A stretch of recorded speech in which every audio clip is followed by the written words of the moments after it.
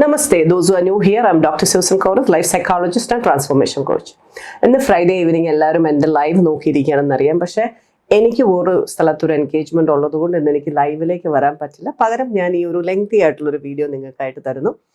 ഇന്ന് ഞാൻ സംസാരിക്കുന്ന ടോപ്പിക് എന്ന് പറയുന്നത് എല്ലാവരും ഏകദേശം ലൈഫിൽ ഫേസ് ചെയ്യുന്നതാണ്. പ്രത്യേകിച്ച് നമ്മൾ കുറച്ച് കൺട്രോളിങ് അല്ലെങ്കിൽ നമ്മളെ അബ്യൂസ് ചെയ്യുന്ന കുറച്ച് ടോക്സിക് ആയിട്ടുള്ള അങ്ങനെയുള്ള ആളുകളുടെ കൂടെ ജീവിക്കുന്നവരാണ് ഇത് മെയിൻ ആയിട്ട് ഫേസ് ചെയ്യുന്നത്.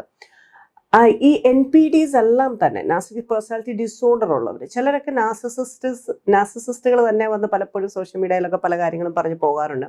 അവരൊക്കെ അത് പറയുന്നതും എടുക്കുന്നതും ഒക്കെ അവർക്കെന്തോ അവര് അങ്ങനെ ആയത് അവരെ റാഷണലൈസ് ചെയ്തും ചിലര് കുറച്ച് റീച്ച് കിട്ടാനൊക്കെ വേണ്ടിയിട്ട് അവരുടേതായ രീതിയിൽ കുറെ കാര്യങ്ങളൊക്കെ പറയുന്നുണ്ട്. പക്ഷെ ഇതെല്ലാം നമ്മൾ ചിന്തിക്കേണ്ട ഒരു കാര്യമുണ്ട്. നമുക്ക് ആർക്കും എപ്പോൾ വേണേലും ചേഞ്ച് ആകുന്ന രീതിയിലൊരു ബ്രെയിനാണ് നമുക്ക് എല്ലാവർക്കും ദൈവം തന്നിരിക്കുന്നത്.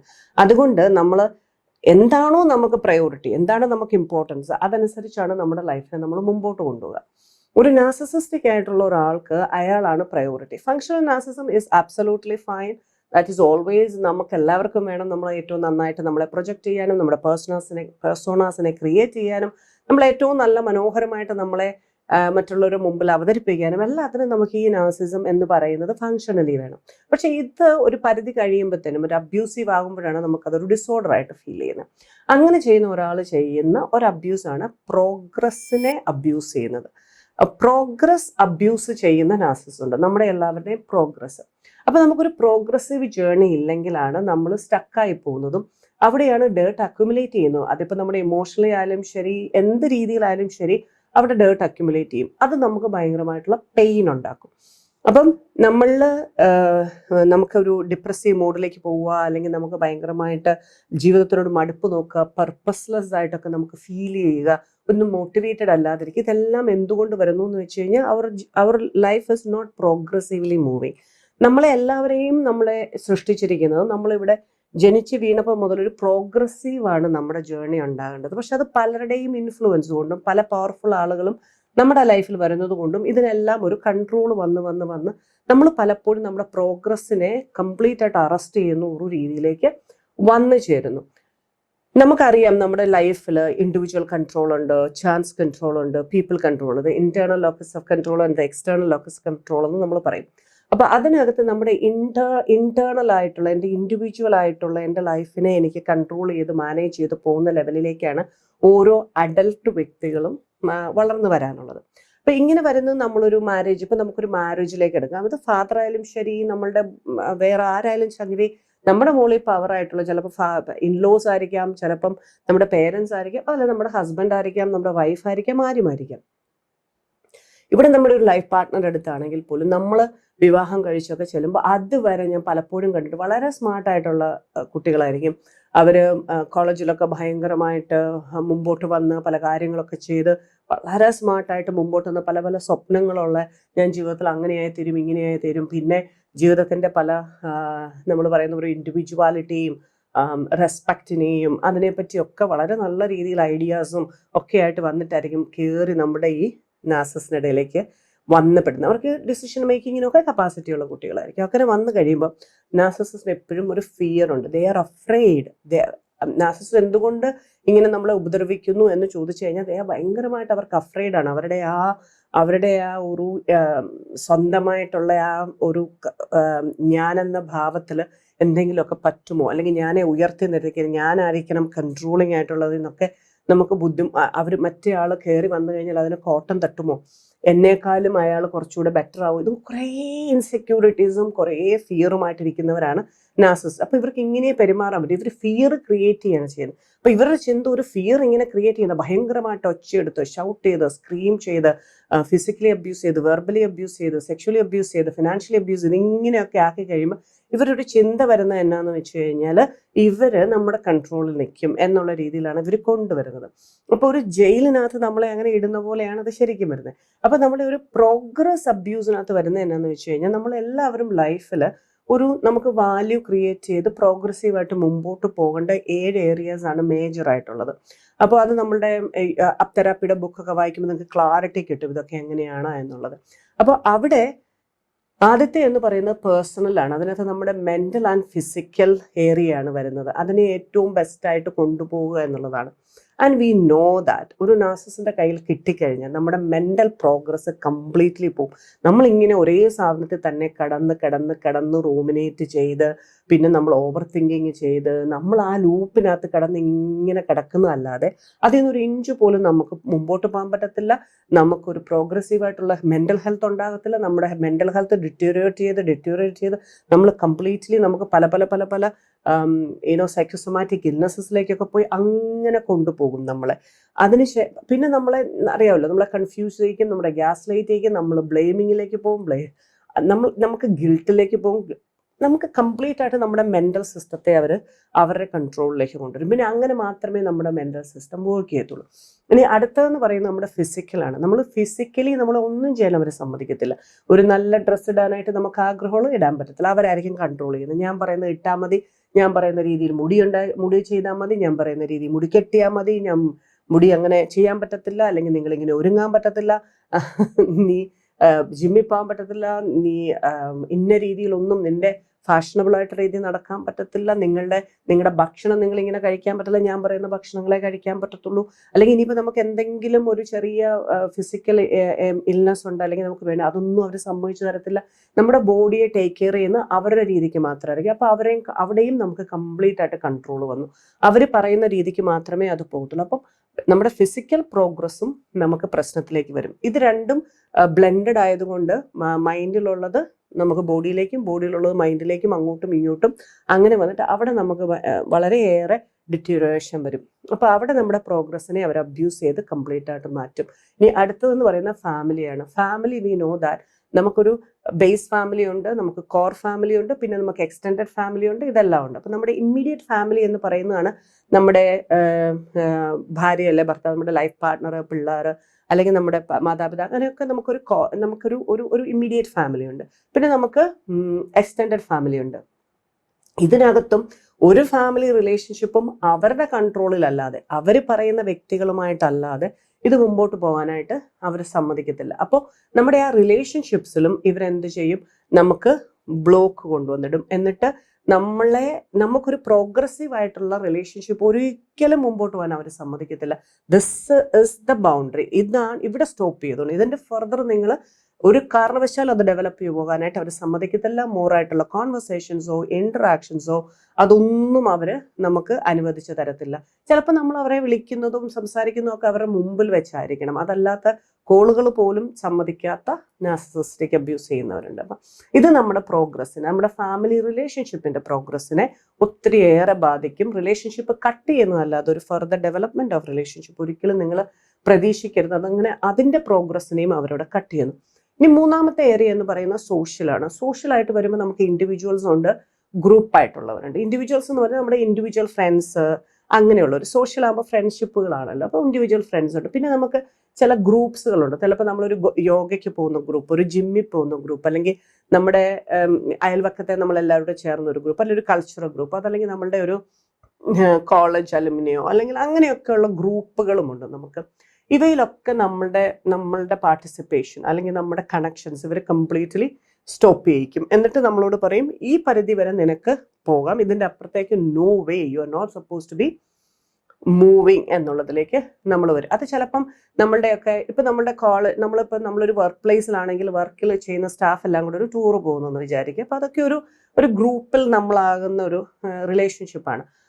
ഒരു കാരണവശാലും നമ്മളെ അവർ വിടാതിരിക്കാനായിട്ട് മാക്സിമം, അല്ലെങ്കിൽ അവർ കണ്ടീഷൻസ് വെക്കും. ആണുങ്ങൾ ഉണ്ടാകാൻ പാടില്ലെന്നോ, അല്ലെങ്കിൽ നീ ആണുങ്ങളുടെ അടുത്ത് നിന്ന് ഇങ്ങനെ ആയിരിക്കണമെന്നോ, നിന്റെ ഡ്രസ്സ് ഇങ്ങനെ ആയിരിക്കണമെന്നോ, നീ ഇങ്ങനെ മിണ്ടാൻ പാടില്ലെന്നോ, കുറേ റെസ്ട്രിക്ഷൻസ് ഒക്കെ വെച്ച് നമ്മളെ കംപ്ലീറ്റ്ലി അവരിങ്ങനെ ബ്ലോക്ക് ചെയ്യും. അപ്പം നമ്മുടെ ആ പ്രോഗ്രസ്, സോഷ്യൽ പ്രോഗ്രസ്സും ഇവർ അബ്യൂസ് ചെയ്യും, അവർ കൺട്രോൾ ചെയ്യും. ഇനി അടുത്തതെന്ന് പറയുന്നത് നമ്മുടെ കരിയറാണ്. കരിയർ എന്ന് പറയുന്നത് നമുക്ക് നമ്മുടെ പ്രൊഫഷണൽ ഡെവലപ്മെൻ്റ് ഉണ്ട് നമുക്ക്, പ്ലസ് നമ്മുടെ വർക്ക് പ്ലേസിൻ്റെ അതിനകത്ത് നമ്മൾ ഉണ്ടാക്കുന്ന നമ്മുടെ ഒരു പൊസിഷനിങ് ഉണ്ട്. ഇതെല്ലാം പ്രോഗ്രസീവ് ആകണം. പ്രൊഫഷണലും നമ്മൾ നല്ല പ്രോഗ്രസീവ് ആകണം, നമ്മുടെ വർക്ക് പ്ലേസിലും നമ്മുടെ ഇൻട്രാക്ഷൻസും നമ്മളുടെ ഒരു പ്രസൻസും നമ്മൾ എപ്പോഴും കാണിക്കണം. ഇതൊന്നും ഇവർ സമ്മതിച്ചില്ല. They never allow you to become progressive in your career. And പല ഏരിയാസിലും ഇവരെന്താ ചെയ്യാന്ന് വെച്ച് കഴിഞ്ഞാൽ ബേസിക്കലി അവർക്ക് അത്ര എക്സ്ട്രീം ആയിട്ടുള്ള ഒരു പ്രൊഫഷനും നമുക്ക് കൊണ്ടുപോകാനായിട്ട് സമ്മതിക്കത്തില്ല. വലിയ നമുക്ക് IIT വരെയുള്ള ഇതിൽ നിന്നൊക്കെ നമ്മൾ ഡിഗ്രി എടുത്ത് വന്നവരാണെങ്കിൽ പറയും നിന്നെ കൊണ്ട് ഒന്നിനും കഴിയില്ല, നിന്നെ ഇതിനൊന്നും നീ ഇങ്ങനെയൊന്നും ചെയ്തെടുക്കാൻ നിനക്ക് പറ്റില്ല, ഇതാണ് നിനക്ക് ആളുകളെ ഫേസ് ചെയ്യാൻ പറ്റില്ല, നീ അവിടെ ചെന്ന് നമ്മളിങ്ങനെ നമ്മുടെ ആ ഒരു എബിലിറ്റിയെ ഇങ്ങനെ വേർഡ് കൊണ്ട് നമ്മൾ അവരിങ്ങനെ തകർത്തുകൊണ്ടിരിക്കും. അവിടെയാണ് നമ്മൾ പറയുന്നത് നമ്മുടെ സെലക്റ്റീവ് സെൻസറി ഇൻപുട്ടൊക്കെ, അത് നമ്മുടെ ബുക്കിനകത്ത് വായിച്ചാൽ നിങ്ങൾക്ക് കളക്റ്റായിട്ട് മനസ്സിലാവും. സെൻസറി ഇൻപുട്ടുകളും സെൻസറി ബ്ലോക്കിങ്ങും ഒക്കെ ചെയ്ത് നമ്മൾ പ്രൊട്ടക്ട് ചെയ്യേണ്ടത്. പക്ഷെ ഇവിടെ അവർ നമ്മളെ അങ്ങനെ ആക്കിയിട്ട് നമുക്ക് വർക്കിൽ പോകാൻ പറ്റാത്ത രീതിയിൽ നമ്മൾ തന്നെ ആയിപ്പോവും. എന്നിട്ട് അവരെന്താ ചെയ്യാന്ന് വെച്ച് കഴിഞ്ഞാൽ നമ്മുടെ പ്രൊഫഷൻ ഇനി നമ്മളെ വിട്ടു എന്ന് വിചാരിക്കുക. ആ ഒരു പൊസിഷനിൽ നിന്നല്ലാതെ അതിനകത്ത് നിന്ന് എക്സാം എഴുതി പ്രോഗ്രസീവായിട്ട് മുമ്പോട്ട് പോകുന്നതിന് അവർ ബ്ലോക്ക് ഇടും. അവർ പറയും പറ്റൂല. പ്രത്യേകിച്ച് പാർട്ട്ണറേക്കാളും മുകളിൽ, അത് പ്രത്യേകിച്ച് ഈ നിങ്ങളുടെ ഹസ്ബൻഡാണ് നിങ്ങളുടെ ഒരു നാർസിസിസ്റ്റിക് ആയിട്ടുള്ള ആളെങ്കിൽ അയാളെക്കാളും മുകളിൽ വൈഫ് വരുന്നത് മോസ്റ്റ്ലി അവർക്ക് സമ്മതിക്കാൻ പറ്റില്ല. അപ്പൊ അങ്ങനെ വന്നു കഴിയുമ്പോൾ നിങ്ങൾക്ക് ഒരു കാരണവശാലും നിങ്ങൾക്ക് നിങ്ങളുടെ പ്രൊഫഷണൽ മുകളിലേക്ക് പോകാനായിട്ട് പറ്റില്ല. അങ്ങനെ വരുമ്പോൾ അവരത് ബ്ലോക്ക് ചെയ്യും. അതുപോലെ തന്നെ വർക്ക് പ്ലേസിൽ അവർ വീട്ടിലിരുന്ന് അവരുടെ സൈഡിൽ നിന്ന് അവർ കൺട്രോൾ ചെയ്യും നമ്മുടെ വർക്ക് പ്ലേസിൽ എങ്ങനെയായിരിക്കണം നിങ്ങളെന്ന്. അപ്പോൾ ഒരു പരിധിയിൽ കഴിഞ്ഞിട്ട് നിങ്ങൾക്ക് വർക്ക് പ്ലേസിലും നിങ്ങളുടെ പ്രോഗ്രസീവ് ആയിട്ടുള്ള മൂവ്സ് ഒന്നും നിങ്ങൾക്ക് ചെയ്യാനായിട്ട് പറ്റത്തില്ല. പിന്നെ വരുന്ന അടുത്ത ഏരിയ എന്ന് പറയുന്നതാണ് നമ്മുടെ ഫിനാൻഷ്യൽ ഏരിയ, 5ാമത്തെ. ഇവിടെ എന്താ സംഭവിക്കുന്നത് വെച്ചാൽ ഫിനാൻഷ്യൽ ഏരിയയിൽ നമ്മൾ മെയിൻലി ഫോക്കസ് ചെയ്യുന്നത് നമ്മുടെ ഏണിങ്ങും നമ്മുടെ സേവിങ്ങുമാണ്, അല്ലേ? ഏണിങ് എന്ന് പറയുന്നത് അവര് നമുക്ക് ലിമിറ്റ് ചെയ്യും. കാരണം നീ ഇത്രയും കൊണ്ടുവന്നാൽ മതി, അതിന്റെ ആവശ്യമേ ഉള്ളൂ. അതിൽ കൂടുതൽ ഞാൻ പറഞ്ഞു നമ്മുടെ പ്രൊഫഷനും നമ്മുടെ വർക്ക് പ്ലേസിലെ കാര്യങ്ങളൊക്കെ ഇവർ കണ്ടു ഓട്ടോമാറ്റിക്കലി നമ്മുടെ ഏണിങ്ങിലേക്ക് പ്രശ്നം വരും.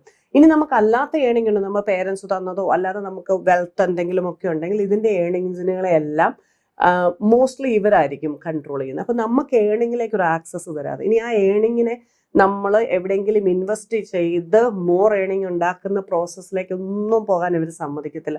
ഇവരുടെ കൈ എല്ലാത്തിനകത്തും ഇങ്ങനെ കാണും, അവരുടെ കണ്ണ് എല്ലാത്തിനകത്തും, അവരുടെ കൺട്രോൾ എല്ലാത്തിനും കാണും. അവിടുന്ന് പ്രോഗ്രസീവായിട്ട് പോകാനായിട്ട് ഇവർ സമ്മതിക്കില്ല.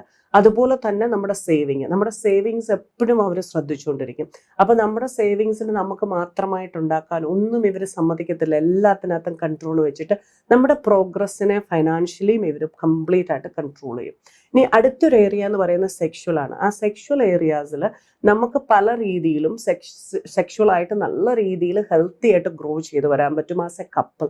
പക്ഷെ ഇവർ ഒരു കാരണവശാലും അവിടെ സമ്മതിക്കത്തില്ല. കാരണം നമ്മുടെ സെക്ഷുവൽ ഗ്രോത്ത് എന്ന് പറയുന്ന എൻ്റെ ഇൻഡിവിജ്വൽ സെക്ഷുവൽ ഇൻട്രസ്റ്റും ഓറിയന്റേഷനും ഒക്കെ അത് എന്താന്ന് പോലും നമ്മളെ മനസ്സിലാക്കാൻ അവർ സമ്മതിക്കത്തില്ല. കാരണം അവരുടെ രീതിക്കാണ് നമ്മളെ ഇങ്ങനെ ആക്കുന്നത്. എന്നിട്ട് നമ്മളോട് പറയും എന്താണോ അവർക്ക് നമ്മളായി തീരേണ്ടത് അത് രീതിയിൽ നമ്മളെ ആക്കാനായിട്ട് നമ്മളെ ബ്ലെയിം ചെയ്തും നീ അങ്ങനെ അല്ലാത്തത് കൊണ്ട് നീ മോശമാണെന്ന് പറഞ്ഞും ഒക്കെ നമ്മളെ അവരുടെ രീതിയിലേക്ക് ആക്കും. അപ്പൊ നമ്മുടെ ഇൻഡിവിജ്വാലിറ്റി ഒരു സെക്ഷുവൽ ഐഡന്റിറ്റിയിലൊക്കെ നമുക്ക് ഭയങ്കരമായിട്ട് പ്രശ്നം വരും. എനിക്കിത് മനസ്സിലാവണില്ല, അങ്ങനെയുള്ളത് വരും. When we become how they want us to be, നമ്മളെ എങ്ങനെ വേണോ അങ്ങനെ നമ്മളായിത്തീരും. അങ്ങനെ ഉണ്ടാവും. ഇനി നമ്മളുടെ റിലേഷൻഷിപ്പ് വിത്ത് അവർ പാർട്ട്ണർ, ഈ റിലേഷൻഷിപ്പ് അവർ പാർട്ട്ണർ നമുക്ക് പല കാര്യങ്ങളും കാണുമായിരിക്കും, അതിനകത്ത് നല്ല രീതിയിൽ പോകണമെന്ന്. ഇതൊന്നും നടക്കില്ല. അത് അവർ പറയുന്ന രീതി മാത്രമേ ആ കാര്യങ്ങൾ നടക്കത്തുള്ളൂ. സോ അങ്ങനെ അവർ നമ്മളെ അവിടെയും ആ ഒരു കൺട്രോളിലേക്ക് കൊണ്ടുവരും. നമുക്ക് അതിൽ പ്രോഗ്രസ് ചെയ്ത് പോകാൻ പറ്റത്തില്ല. നമ്മളിങ്ങനെ കുറഞ്ഞ് നമ്മൾ ഭയങ്കരമായിട്ട് നമ്മളെ തന്നെ മോശമായിട്ടുള്ള രീതിയിലേക്കൊക്കെ നമ്മൾ പോകാനുള്ള സാധ്യതയുണ്ട്. ആ രീതിയിലേക്ക് നമ്മളെ കൊണ്ടുവരും. ഇനി ലാസ്റ്റത്തെ ഏരിയയാണ് 7th ഏരിയയാണ് സ്പിരിച്വൽ എന്ന് പറയുന്ന ഏരിയാസിലേക്ക് നമ്മൾ വന്നു കഴിയുമ്പോൾ നമ്മുടെ സോളും നമ്മുടെ എനർജിയുമാണ്. ഈ സോളിനകത്ത് നമുക്ക് നല്ല എനർജി വേണം. ആ എനർജി എന്ന് പറയുന്നത് നമ്മൾ എന്തെങ്കിലും എനർജി ഏതെങ്കിലും രീതി എടുത്തുകൊണ്ട് വരും, ഇതിനെ കംപ്ലീറ്റിനെ ഇവർ ഡ്രെയിൻ ഔട്ട് ചെയ്യും. നമ്മുടെ എനർജീസിനെ കണ്ടാമിനേറ്റ് ചെയ്യുക, നമ്മുടെ എനർജീസ് പ്രോപ്പറായിട്ട് നമുക്ക് എന്തിനെയെങ്കിലും ഓവർകം ചെയ്ത് മുമ്പോട്ട് പോകാനായിട്ട് നമ്മളിൽ ആ എനർജി ഉണ്ടാകാതിരിക്കുക, അല്ലെങ്കിൽ ആ എനർജിയെ അവരുടേതായ രീതിയിൽ അവർ യൂസ് ചെയ്യും. കാരണം എന്താണെന്ന് വെച്ച് കഴിഞ്ഞാൽ ചില സമയത്ത് അവർ നമ്മളോട് സംസാരിക്കുമ്പോൾ അവർ നമ്മളെ റിയാക്റ്റീവ് അബ്യൂസിലേക്കൊക്കെ കൊണ്ടുവരുമ്പോൾ നമ്മൾ അങ്ങനെ എനർജി എടുത്ത് യൂസ് ചെയ്ത് ആ എനർജിയെ നമ്മൾ യൂസ് ചെയ്യുന്നത് അവർക്ക് അനുകൂലമായിട്ട് ആക്കി മാറ്റും. എന്നിട്ട് അവരതിൻ്റെ മുകളിൽ നമ്മളെ കൺട്രോൾ ചെയ്യും. അപ്പൊ നമ്മളുടെ ഈ എൻറ്റയർ സിസ്റ്റത്തെ ഭരിക്കുന്ന, കംപ്ലീറ്റ് ആയിട്ട് കൺട്രോൾ ചെയ്യുന്ന ഒരു സോഴ്സ് ആയിട്ട് നാർസിസിസ്റ്റിക് പേഴ്സണാലിറ്റി ഡിസോർഡേഴ്സ് ഉള്ളവരാകും. അതിനകത്ത് മാലിഗ്നൻസി ഉള്ളവരായിട്ട് മെയിനായിട്ട് ഇങ്ങനെ ചെയ്യുന്നത്. ഇതൊന്നും മറ്റുള്ളവരെ പറഞ്ഞ് മനസ്സിലാക്കാനായിട്ട് മോസ്റ്റ് ഓഫ് ദ വിക്ടിംസിന് പറ്റില്ല. അപ്പം ഞങ്ങളെപ്പോലുള്ള ഏറ്റവും നല്ല രീതിയിൽ ഡീപ്പായിട്ട് അതിനെ പഠിച്ചു വന്നിട്ടുള്ള, അതിന് അത്രയും കമ്മിറ്റഡ് ആയിട്ട് റിസോഴ്സസും അതിനകത്ത് വർക്ക് ചെയ്യുന്നവർക്ക് നിങ്ങൾ വന്നിട്ട് ഇങ്ങനെ പ്രസന്റ് ചെയ്യുമ്പോൾ നമുക്ക് ഏകദേശം മനസ്സിലാകും ഏതൊക്കെ ഏരിയാസിൽ എവിടെയൊക്കെയാണ് ഈ പ്രോഗ്രസ്സിന് അറസ്റ്റ് വന്നിരിക്കുന്നത്, എങ്ങനെ നമുക്ക് അതിൽ നിന്ന് നമുക്ക് റിമൂവ് ചെയ്ത് നമ്മളെ പ്രോപ്പറായിട്ട് കൊണ്ടുവരാൻ പറ്റും എന്ന് നമുക്ക് നോക്കാനായിട്ട് പറ്റും. അപ്പൊ ഇവിടെയാണ് നമ്മൾ നോക്കേണ്ടത്, നമ്മളുടെ ഈ വാല്യൂ ക്രിയേറ്റ് ചെയ്യുന്ന ഏരിയാസിൽ നമുക്ക് എന്തൊക്കെ നഷ്ടങ്ങൾ വരുന്നു, ഇവിടെ നഷ്ടങ്ങൾ വരുന്നത് മുഴുവൻ വിക്ടിംസിനാണ്, ബെനിഫിറ്റ് വരുന്നത് മുഴുവൻ നാർസിസിസ്റ്റിനാണ്. അപ്പം ഈ നഷ്ടങ്ങൾ വരുന്ന വിക്ടിമിനാണെന്ന് നമ്മൾ ചിന്തിക്കുന്നു, ബെനിഫിറ്റ് നാർസിസിസ്റ്റുമാണെന്ന് ചോദിച്ചു. പക്ഷെ അങ്ങനല്ല. ഈ നഷ്ടങ്ങൾ ഇവരുടെ കമ്പൈൻഡ് ആയിട്ടുള്ള ആ എൻറ്റയർ ടീമിനാണ് വരുന്നത്. കാരണം അവിടെ ഇവരെ പ്രോഗ്രസീവിലേക്ക് കൊണ്ടുപോയത് എൻ്റെ ടീമാണ് പ്രോഗ്രസ്സിലേക്ക് വരുന്നത്. പക്ഷെ എൻ്റെ കൺട്രോളിൽ നിന്ന് പോകുന്നതും ഞാനെന്ന ആ ഭാവത്തിൽ നിന്ന്, അതിൽ നിന്ന് എനിക്ക് പറ്റില്ല, ഇവർ മുമ്പോട്ട് വന്നു കഴിഞ്ഞാൽ എനിക്കെന്തൊക്കെയോ പറ്റുമെന്നുള്ള ആ ഒരു ഫിയറിൽ നിന്നും ആ ഇൻസെക്യൂരിറ്റിയിൽ നിന്നുമൊക്കെയാണ് നമ്മളെ ഇങ്ങനെ കംപ്ലീറ്റ് ആയിട്ട് നമ്മളിങ്ങനെ കൺട്രോളിൽ കൊണ്ടുവരുന്നത്. ഇങ്ങനെ ഈ കംപ്ലീറ്റ് പ്രോഗ്രസിന്റെ കൺട്രോളിൽ വന്നു കഴിയുമ്പോൾ പല ആളുകളും ചിന്തിക്കുന്നത് എന്നാന്ന് വെച്ച് കഴിഞ്ഞാൽ, ഓക്കെ, ഇവരോട് പറയുന്നത് നിനക്കിവിടെ എന്തിൻ്റെ കുറവാണ്, എന്താണ് പ്രശ്നം, എല്ലാം ഉണ്ടല്ലോ, എല്ലാ രീതിയിലും പോകുന്നുണ്ടല്ലോ, അപ്പം നിനക്ക് അഹങ്കാരമാണ്, നിനക്ക് നിന്റെ ഫ്രീഡത്തിനനുസരിച്ച് നടക്കണം, നിനക്ക് തോന്നിയ പോലെ നടക്കണം, നിനക്ക് തോന്നിയ പോലെ പോകണം, ഇങ്ങനെയൊക്കെ പറയുമ്പോൾ നമുക്ക് ഭയങ്കരമായിട്ട് ഗിൽറ്റ് അടിക്കും. അങ്ങനെ നമ്മളെ കൊണ്ട് പല രീതിയിലുള്ള മാനിപ്പുലേറ്റീവ്സ് ഇതൊക്കെ എടുത്തിട്ട് നമ്മളെ അതിനകത്ത് ഇങ്ങനെ കൊണ്ടുവന്നിരുത്തും. എന്നിട്ട് നമ്മൾ തന്നെ ചോദിക്കാൻ തുടങ്ങും, ഓക്കെ, അതുണ്ടല്ലോ, ഇതുണ്ടല്ലോ, പൈസ ഉണ്ടല്ലോ, എനിക്ക് വണ്ടിയുണ്ടല്ലോ, എനിക്ക് വീടുണ്ടല്ലോ, എനിക്ക് ഭക്ഷണം ഉണ്ടല്ലോ, എനിക്ക് വസ്ത്രമുണ്ടല്ലോ, പിന്നെ എനിക്ക് എന്താ കുഴപ്പം, ഞാൻ എന്തിനാണ് എൻ്റെ രീതിക്ക് വേണം എന്നൊരു കാര്യം ചിന്തിക്കുന്നത്. ഓരോ വ്യക്തിക്കും അവനവന്റെ രീതിക്കേ ജീവിക്കാൻ പറ്റത്തുള്ളൂ. വേറൊരാളുടെ രീതിക്കല്ല ജീവിക്കേണ്ടത്. നമ്മൾ നമ്മുടെ രീതിയിൽ ജീവിക്കുമ്പോൾ വേറൊരാൾക്ക് ഉപദ്രവം ഉണ്ടാക്കാൻ പാടില്ല. മാന്യമായിട്ടും ഏറ്റവും നല്ല രീതിയിലും ഡിഗ്നിഫൈഡ് ആയിട്ടും റെസ്പെക്ട്ഫുൾ ആയിട്ടും നമ്മൾ ജീവിക്കുക. അതിൽ ഏറ്റവും ബെസ്റ്റായിട്ട് നമ്മൾ മുമ്പോട്ട് വരാനായിട്ട് നോക്കുക. ഇതൊക്കെയാണ് നമ്മൾ ചെയ്യേണ്ടത്. പക്ഷെ ഇതിനകത്ത് നമ്മളെ ഇരുത്തുമ്പം ബാക്കിയുള്ളവർ നമ്മൾ ചോദിക്കുന്നത് നിനക്ക് എന്തിൻ്റെ ഇതാണ്, അവൻ അങ്ങനെ നോക്കുന്നില്ല. അങ്ങനെ നമ്മളെ ഒരു സർവൈവൽ മോഡിലേക്ക് കൊണ്ടുവന്നിടും. അപ്പൊ നമുക്കറിയാലോ, നമ്മുടെ യൂണിവേഴ്സ് സർവൈവൽ മോഡ് എന്ന് പറയുന്നത് നമ്മൾ ഉണ്ടാക്കിയെടുക്കുന്നതല്ല.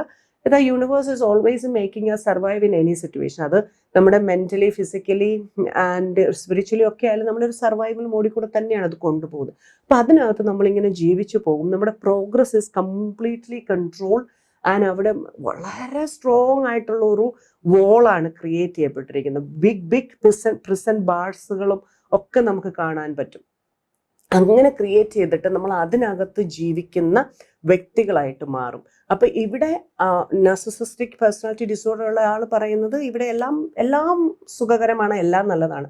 പക്ഷെ വിക്ടിം എന്ന് പറയുന്ന ആള് അതിനകത്ത് കിടന്ന് ഭയങ്കരമായിട്ട് പുകയും. കാരണം ഓരോ വ്യക്തിയും ഓരോ ഇൻഡിവിജ്വൽ കപ്പാസിറ്റിയിലും ടാലൻസിലും എബിലിറ്റീസിലും ഇൻട്രസ്റ്റിലും വിഷിലും എല്ലാത്തിനകത്തുമാണ് ജീവിക്കുന്നത്. എൻ്റെ framework is different from another person.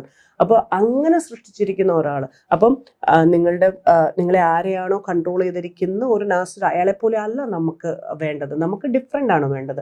നമ്മുടെ uniqueness such a way that ഈ ലോകത്തിൽ 2 പേര് ഒരു കാരണവശാൽ ഒരു ഫ്രാക്ഷൻ ഓഫ് സെക്കൻഡ് പോലും ഒരുപോലെ ചിന്തിക്കുകയോ ഒരുപോലെ ഫീൽ ചെയ്യുകയോ ഒരുപോലെ എക്സ്പീരിയൻസ് ചെയ്യുകയോ ഒരുപോലെ പെർസീവ് ചെയ്യുകയോ ഒരുപോലെ ആക്ട് ചെയ്യുകയോ ഒന്നും ചെയ്യുന്നില്ല.